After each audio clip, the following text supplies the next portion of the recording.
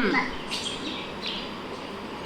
तो आज की स्टोरी में जो मेरी हीरोइन है उसका नाम है वैन्या। ओके। सो जैसे वैन्या यहाँ पे आती है ना क्लास में, तो वैन्या एक स्कूल जाती है, डांस स्कूल या फिर म्यूज़िक या आर्ट स्कूल। तो क्या होता है, वो जैसे तुम तो नॉर्मल क्लास में आते हो, तुम्हारे पास सिर्फ कथक क्लास में आते हो ना। तो जो आर्ट स्कूल होता है वो उसमें एक रूम में वायलिन बज रहा है, एक रूम में गाना हो रहा है, एक रूम में तबला है, क्लास है। तो ऐसे ऐसे करके डिफरेंट क्लासेस होती हैं। तो वैन्या उस स्कूल में सीखने जाती है डांस। ओके। तो जब वैन्या डांस क्लास जब वैन्या की ख़त्म हो जाती है, जब वो बाहर आती है तो वो अलग अलग ना साउंड सुनती है।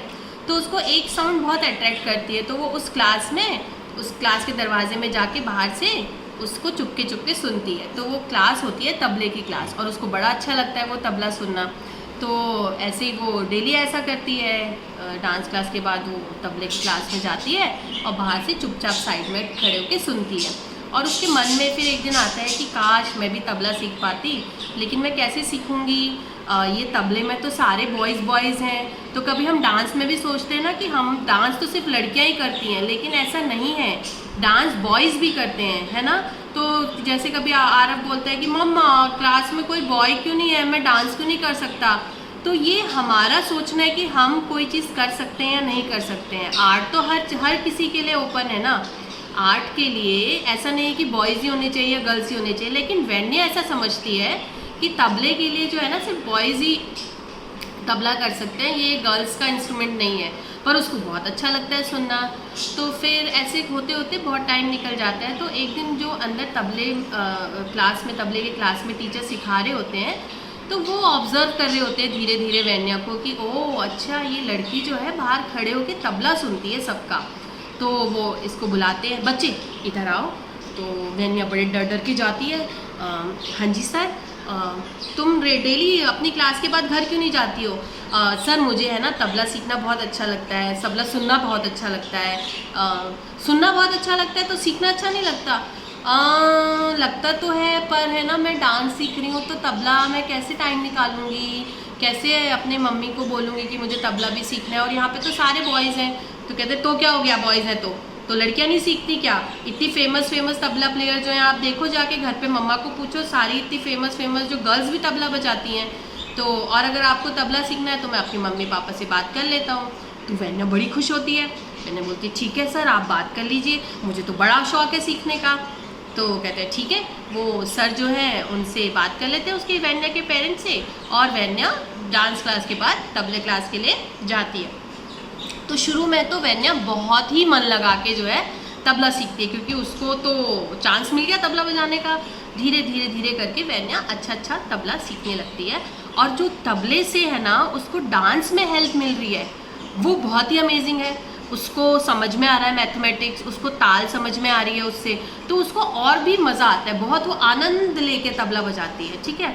लेकिन अब क्या होता है कि वैन्या बड़ी क्लास में भी है, उसकी पढ़ाई बढ़ गई है, तो अब वो थोड़ा थोड़ा तबले की तरफ ध्यान कम देने लगती है, क्योंकि उसको लगता है कि अभी मेरे को आ गया है ठीक, तो डेली प्रैक्टिस करने से क्या ठीक है, ओके। लेकिन ये बात टीचर को पता लग जाती है कि वैन्या प्रैक्टिस नहीं कर रही है। तो एक बार क्लास में जाती है, 2 बार क्लास में जाती है, और वैन्या थोड़ा गड़बड़ करने लगती है। तो उसके टीचर बोलते हैं कि वैन्या आजकल तुम प्रैक्टिस नहीं कर रही हो क्या? तो वैन्या बड़े साफ मन की है, तो वो झूठ नहीं बोलती, अपने टीचर को बोल देती है कि हाँ मैं आजकल प्रैक्टिस नहीं कर रही हूँ क्योंकि मेरी बहुत पढ़ाई है। तो सर बोलते हैं ऐसे नहीं, लेकिन अगर आपने सीखना है तो आपको थोड़ा 15 मिनट 20 मिनट लेकिन थोड़ा करो। तो वैन्या बोलती है अच्छा सर मैं करूँगी, बोल तो देती है, लेकिन फिर मस्ती वैन्या की तो छुट्टी हो जाती है, क्लास की एग्ज़ाम हो जाते हैं, उसके बाद छुट्टियाँ, वैन्या मस्ती करने लगती है, कहाँ का तबला छोड़ो कोई बात नहीं। फिर क्लास में जाती है, फिर सर बोलते हैं कि तुमने प्रैक्टिस करी कि नहीं करी? तो वैन्या बोलती है हाँ सर मैंने प्रैक्टिस करी, लेकिन वैन्या झूठ बोल रही होती है, क्योंकि उसने पहली बार सच बोल दिया होता है, और वो बोलती है कि नहीं मैं तो प्रैक्टिस करूँगी, लेकिन प्रैक्टिस कर नहीं रही है वैन्या। अब वो कैसे बोले वैन्या? तो वैन्या बोलती है कि मैंने हाँ प्रैक्टिस करी थोड़ी। तो वो सर बोलते हैं लेकिन दिख तो नहीं रहा इसमें कि तुमने प्रैक्टिस करी है, सच्ची बताओ तुमने प्रैक्टिस करी है कि नहीं करी है? तो वैन्या को फिर ऐसे लगता है कि मुझे झूठ नहीं बोलना चाहिए। तो वैन्या बोलती है नहीं सर मैंने प्रैक्टिस नहीं करी। तो सर बोलते हैं कि जाओ घर जाओ और जब तक प्रैक्टिस नहीं करो रेगुलरली तब तक क्लास में नहीं आना। वेन्या को बड़ा उस समय तो इतना बुरा लगता है, वेन्या को लगता है मैं रोऊं, मैं क्या करूं, ऐसे कैसे बोल दिया सर ने मुझे क्लास में नहीं आने को। लेकिन जो अच्छा टीचर होता है वो हमेशा आपकी गलतियों को, कमियां नहीं, आपकी गलतियों को सुधारेगा और आपको सही राह दिखाएगा। तो जो सर थे वेन्या के, उन्होंने बोला देखो अगर तुम प्रैक्टिस नहीं करोगी तो फिर क्या फ़ायदा तबला सीखने का। तो वेन्या घर जाती है और बहुत दुखी होती है, सोचती है मुझे इतनी ज़ोर से क्यों डांटा, मैंने तो पहले झूठ बोला तो कोई बात नहीं, फिर सच तो बोला। लेकिन अब उससे दो फायदे हुए वेन्या को कि उसको ये पता लगा कि अगर मैंने बोला, सच बोला तो मुझे टीचर नहीं डांटेगा। कोई भी पेरेंट या टीचर जब आप सच बोलते हो तो सच में नहीं डांटता है ना। लेकिन जब आप झूठ बोलते हो और पेरेंट्स या टीचर को पता रहता है कि आप झूठ बोल रहे हो, वो तो पकड़ लेते हैं फट से बात।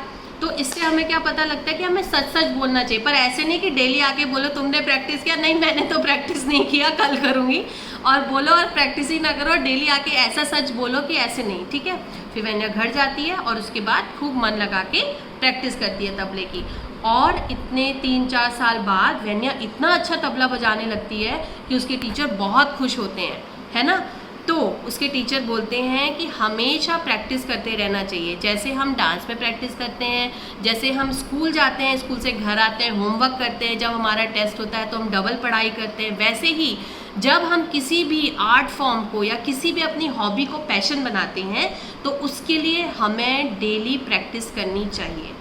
आधा घंटा 20 मिनट उसके बारे में सोचो, उसके बारे में सोचो कि हमने ये किया तो क्यों किया, कैसे आना चाहिए और हमारे टीचर ने क्या सिखाया, अब वो उसको हम अपने तरीके से कैसे करें। और कोई भी आर्ट फॉर्म लड़का या लड़की नहीं देखता, आर्ट फॉर्म क्या देखता है कि जो बच्चा अच्छा कर रहा है उसके लिए तो वो आर्ट फॉर्म सबसे अच्छा है ना। तो इसलिए no boys and girls, everything is boys girls, सबके लिए सब कुछ है, ठीक है, ओके। तो इससे हमें क्या शिक्षा मिलती है, एक तो कभी हमें झूठ नहीं बोलना चाहिए, दूसरा हमें मन लगा के जो काम हमने हाथ में लिया है उसको मन लगा के प्रैक्टिस करना है और उसको पूरा करना है। एक हमने गोल, अपना टारगेट कंप्लीट करना है ना, ठीक है। तो जैसे डांस में है वैसे अगर आप गाना सीख रहे हो तो गाने में मन लगा के डेली गाने का रियाज करना है, पियानो सीख रहे हो तो पियानो का रियाज करना है, कोई पढ़ाई में कोई सब्जेक्ट आपको अच्छा लगता है तो उसको डबल मेहनत से पढ़ाई करनी है और समझना है, उसके लिए एक्स्ट्रा एफर्ट्स देने हैं। फॉर एग्जांपल अभी डांस है आपका, है ना, तो डांस में आपको क्या क्या चीज़ें हेल्प कर सकती है। एक तो आपकी एक्सरसाइज हेल्प कर सकती है, आपको कोई इंस्ट्रूमेंट आता हो या आपको गाना आता हो वो आपके डांस में हेल्प कर सकता है। तो हमें ऐसी चीज़ें करनी चाहिए जो हमारी मेन हॉबी या पैशन हो उसको सपोर्ट करता हो, है ना, और झूठ नहीं बोलना चाहिए, ओके। हाँ जी वेन्या,